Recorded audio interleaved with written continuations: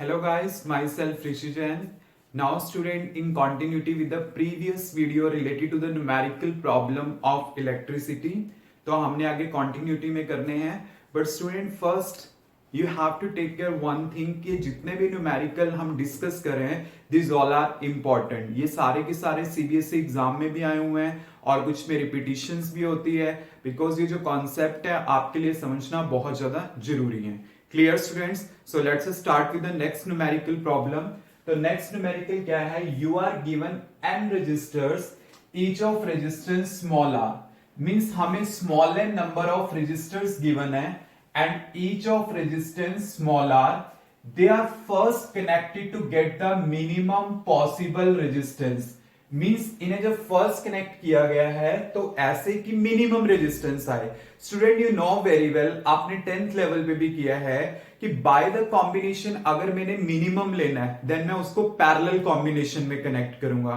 अगर मैंने maximum resistance लेना है देन मैं क्या करूंगा, उसे सीरीज कॉम्बिनेशन में कनेक्ट करूंगा. तो पहले मिनिमम पॉसिबल रेजिस्टेंस है. In the second case, they are again connected to get maximum possible resistance.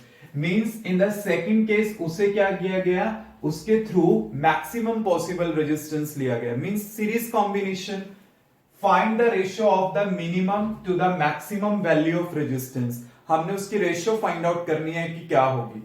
अब देखिए, अगर मैं बात करता हूं फॉर मिनिमम वैल्यू कि अगर मैंने फर्स्टली मिनिमम वैल्यू लेनी है तो कौन सा कॉम्बिनेशन प्रेफर करूंगा मैं, पैरेलल कॉम्बिनेशन. तो उसमें क्या होगा, 1/rp equal to 1/r plus 1/r plus 1/r. और कितने टाइम्स है ये मेरे पास, n टाइम्स. तो इसके थ्रू आपके पास क्या आ जाएगा, n बाय r 1/rp. तो rp का वैल्यू क्या आ जाएगा, r बाय n. तो ये मेरे पास क्या आ गया, मिनिमम वैल्यू आ गया. अब बात आती है फॉर मैक्सिमम वैल्यू. अगर स्टूडेंट्स मैंने मैक्सिमम वैल्यू लेनी है तो मैं कैसे लूंगा, by the series combination r plus r up to so n times. तो यहां से मेरे पास क्या आ जाएगा, nr. तो ये क्या आ गया, सीरीज से मैक्सिमम आ गया, ये मिनिमम आ गया. अब दोनों का रेशियो क्या होगा, rp बाय rs. तो मेरे पास क्या आ जाएगा, r by n divide by nr. rr will be cancel out and you will get 1 by n square. ये हमारे पास इसका आंसर आ जाएगा. है कुछ नहीं, जस्ट आपको पता होना चाहिए for the minimum value r by n और for the maximum value nr. Means for the minimum parallel combination, for the maximum series combination. दोनों को डिवाइड किया एंड फाइनली मेरे पास जो आंसर आएगा 1/n square. Clear students, any doubt? Now student, our next numerical problem is a metallic wire is stretched to increase its length by 10%. Means जो length है उसको 10% increase कर दिया गया है. Then we have to find out percentage increase in its resistance. मतलब उसके resistance में कितना चेंज आएगा. Student you know very well कि अगर हम लेंथ को इंक्रीज करते हैं देन रेजिस्टेंस इंक्रीज करता है.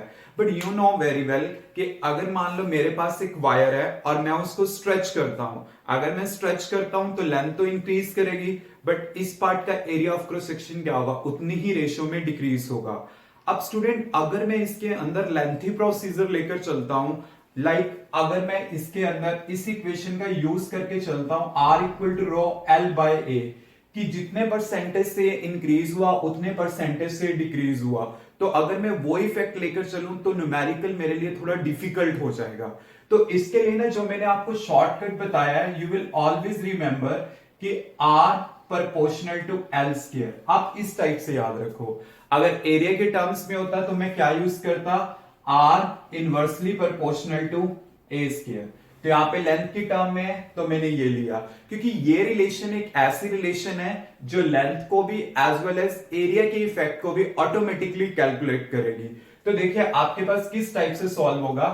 लेट इट बी, मैंने पहले मान लिया रेजिस्टेंस r है, लेंथ l है.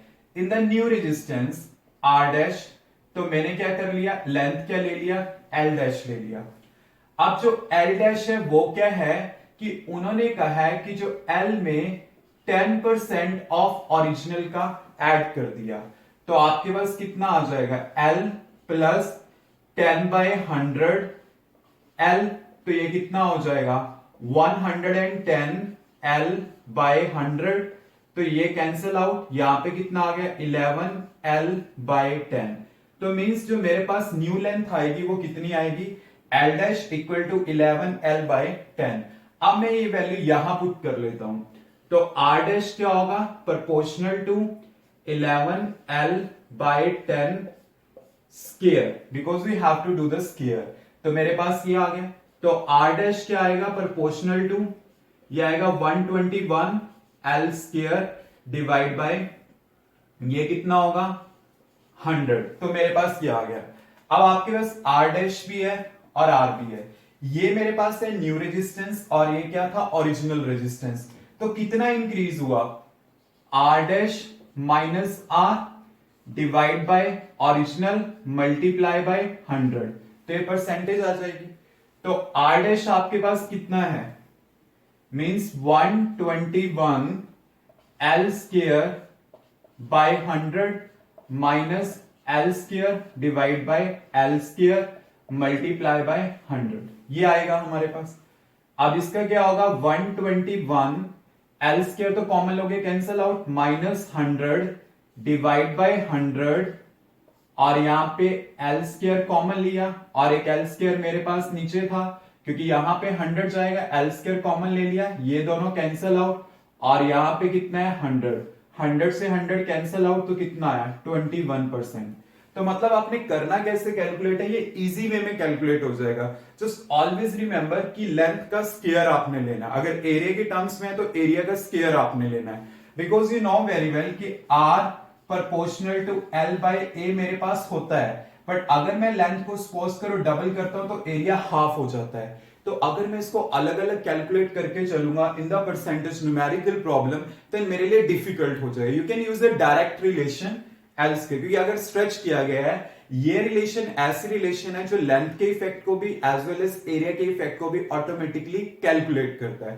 क्लियर स्टूडेंट्स कि आपके पास यहाँ पे क्या आ जाएगा 21, जस्ट कुछ नहीं किया, मैंने न्यू लेंथ कैलकुलेट करी, उसको यहाँ पे पुट किया एंड देन मेरे पास क्या आया, फिर सब्ट्रैक्ट किया, L स्क्वायर से L स्क्वायर कैंसिल आउट, आपके पास क्या आ जाएगा 100 से 100 L स्क्वायर कैंसिल आउट, आइए क्या आ गया 21%। Clear students, any doubt? Now student, next numerical problem is first a set of n equal resistors दिए गए हैं of resistance R each and are connected in series to a battery of EMF E। मतलब आपके पास क्या है R resistors हैं, मतलब resistors आपने लेने हैं n number and they are connected in series across a battery of EMF E and internal resistance capital R। जैसे मान लो कि मैं यहां पे सपोज कर लेता हूं कि ये मेरे पास इस टाइप से n नंबर ऑफ रेजिस्टर्स हैं, ये एक बैटरी के साथ अटैच है और इस बैटरी का क्या है इंटरनल रेजिस्टेंस भी है। ये कंडीशन स्टूडेंट्स आपको गिवन है। हर एक का रेजिस्टर्स कितना है कैपिटल R, ये मेरे पास ऐसे n टाइम्स है और इसका भी इंटरनल रेजिस्टेंस कैपिटल R है और इसकी EMF कितनी है E। उसके बाद क्या किया गया, then the n resistors are connected in parallel to the same battery. मतलब क्या है कि पहले इन्हें सीरीज में कनेक्ट किया गया, फिर उसके बाद इनको पैरेलल में कनेक्ट कर दिया गया। Clear? It is notice that current is increase 10 times, कि सीरीज में जो करंट आई था, पहले जो करंट मेरे पास आई था उसके बाद वो क्या बन गया 10 टाइम्स बन गया। What is n? n we have to find कि यहां पे होगा कितना। क्लियर? तो देखिए आपने करना क्या है, यहां पे n नंबर ऑफ रेजिस्टर्स हैं, अगर ये सीरीज में अटैच हैं तो आपके पास क्या होगा फॉर सीरीज के लिए टोटल रेजिस्टेंस क्या आएगा, टोटल रेजिस्टेंस कितना होगा, ये वाला कितना हो गया हमारे पास n टाइम्स है ना, तो सिंपल ऐड हो गया nr, और ये जो nr है इसके साथ कैसे है सीरीज में है, तो कितना होगा nr प्लस r, और EMF कितनी है E। तो करंट आपके पास क्या होगा, करंट क्या होता है I equal to voltage upon resistance, resistance total कितना है एन आर प्लस आर, ये मेरे पास आ जाएगा कि करंट उस टाइम आई था। अगर मैं इसी को पैरेलल में ले लेता हूं, फॉर पैरेलल, पैरेलल के लिए क्या है कि आपको पता है अगर इसे पैरेलल में करूंगा तो कितना आएगा R बाय एन। अभी भी मैंने ये चीज बताई थी जो इसमें पहला क्वेश्चन कराया था, तो आपके पास R बाय एन आ जाएगा। तो आपके पास क्या होगा, अगर पैरेलल कॉम्बिनेशन है तो रेजिस्टेंस क्या होगा, टोटल रेजिस्टेंस, रेजिस्टेंस टोटल कितना आ जाएगा हमारे पास R बाय एन, तो किसका आ गया, इसका पैरेलल का, और ये इसके साथ सीरीज में होगा प्लस R। तो करंट कितना होगा, करंट अब 10 टाइम्स बन गया, पहले का जितना था वो 10 टाइम्स हो जाएगा, 10 आई। वोल्टेज कितनी है, E है, और resistance R by n plus R, ये मेरे पास आ गया। अब मैं क्या करूंगा, यहां से I का वैल्यू इसमें सब्स्टिट्यूट कर देता हूं, ये दो इक्वेशन आ गई और इसके थ्रू मैंने N का पता करना है, तो मैं क्या करूंगा, यहां से I का वैल्यू पुट कर देता हूं, 10 into E divide by n R plus R equal to E divide by R by n plus R, ये मेरे पास आ गया। E से E कैंसिल आउट, अगर मैं R को यहां से कॉमन ले लूं, ये भी कॉमन ले लूं, ये भी कैंसिल आउट, तो क्या बचेगा 10 by n plus 1 equal to 1 divide by 1 by n plus 1, ये आ जाएगा हमारे पास। अब देखिए आगे कैलकुलेशन कैसे करनी है, ये मेरे पास आया। अब मैंने क्या करना है, 10 divide by n plus 1 equal to 1 divide by, LCM ले लूंगा 1 plus n divide by n, कि ये जस्ट मैंने यहां पे एलसीएम लिया, 10 divide by n plus 1 n divide by 1 plus n, cross multiply 10 plus 10 n equal to n square plus n, ये मेरे पास आ जाएगा। अब इससे क्या आएगा मेरे पास, एन स्क्वायर, क्योंकि देखिए आपके पास जस्ट क्या है कि मैंने यहां पे एलसीएम लिया, एन आया और फिर ये एन यहां पे शिफ्ट कर गया, मेरे पास ये चीज आ गई। अब इसमें मैंने क्रॉस मल्टीप्लाई कर दी, 10 10n n square plus n, तो ये क्या आ जाएगा, एन स्क्वायर इस साइड ले जाऊंगा माइनस 9n और माइनस 10 इक्वल टू 0। अब ये मेरे पास क्या है, क्वाड्रेटिक इक्वेशन आई है। अब इस क्वाड्रेटिक इक्वेशंस को क्या करना है, हमने सॉल्व करना है, and we have to find out the value of n here. Clear, कि जस्ट किया क्या था मैंने कि यहां पे 10 i था, i का वैल्यू पुट किया, e will be cancel out, r यहां से कॉमन लिया, यहां से कॉमन लिया, देन मेरे पास यहां पे ये आ गया। उसके बाद क्या है कि जस्ट मेरे पास बाय द क्रॉस मल्टीप्लीकेशन ये क्वाड्रेटिक इक्वेशन बन गई, और इस क्वाड्रेटिक इक्वेशन को हमने क्या करना है, अब सॉल्व करना है। यहां से एन स्क्वायर, इसको इस साइड, इसको इस साइड।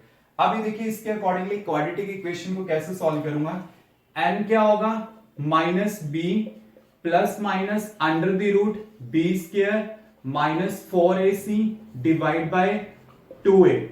अब माइनस बी, बी का वैल्यू कितना है 9, तो यहां पे प्लस 9 आ जाएगा क्योंकि यहां पे माइनस है, and plus minus under the root b square, b का वैल्यू ये है, तो मीन्स क्या होगा 9 का स्क्वायर माइनस 4, a1 है, c10 है, तो ये कितना आ जाएगा प्लस 10 डिवाइड बाय 2, a का वैल्यू 1, तो मेरे पास ये आ गया।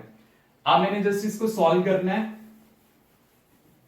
जब मैं इसको सॉल्व करूंगा तो क्या आएगा, n equal to plus 9 plus minus under the root 81 plus 40 divide by 2 plus 9 plus minus, और ये कितना बनेगा हमारे पास, ये बन जाएगा 1 2 1 डिवाइड बाय 2, तो स्टूडेंट कितना आएगा प्लस 9 प्लस माइनस, और ये हो गया 11 डिवाइड बाय 2। तो अगर आप इन्हें प्लस करते हो तो कितना आता है 20/2, और अगर आप इन्हें सब्ट्रैक्ट कर देते हो तो कितना आएगा मेरे पास माइनस 2/2, और माइनस नंबर तो एग्जिस्ट कर ही नहीं सकता, तो ये वाला केस पॉसिबल नहीं है, तो मेरे पास टोटल नंबर ऑफ सेल्स कितने आ जाएंगे 10 आ जाएंगे। मतलब आपने जस्ट यहां से क्या करना था, नंबर ऑफ सेल्स कैलकुलेट करने थे, तो मेरे पास कितने आ जाएंगे, 10 आ जाएंगे। जस्ट है कुछ नहीं, जस्ट एक क्वाड्रेटिक की इक्वेशन बनी है and we have to solve this equation. तो हम इसका यूज करके इसे क्या कर सकते हैं, सॉल्व कर सकते हैं बड़े इजी मेथड से। तो यहां से हमारे पास क्या आ जाएगा, n का वैल्यू, और अगर इसके रूट्स पॉसिबल हैं then we can divide the roots also. क्यों, क्योंकि वो पॉसिबल हैं, क्योंकि अगर मैं इसके रूट्स भी बनाना चाहूं तो वो भी मेरे पास बन सकते हैं। कैसे, n square minus 10n plus n minus 10 equal to 0।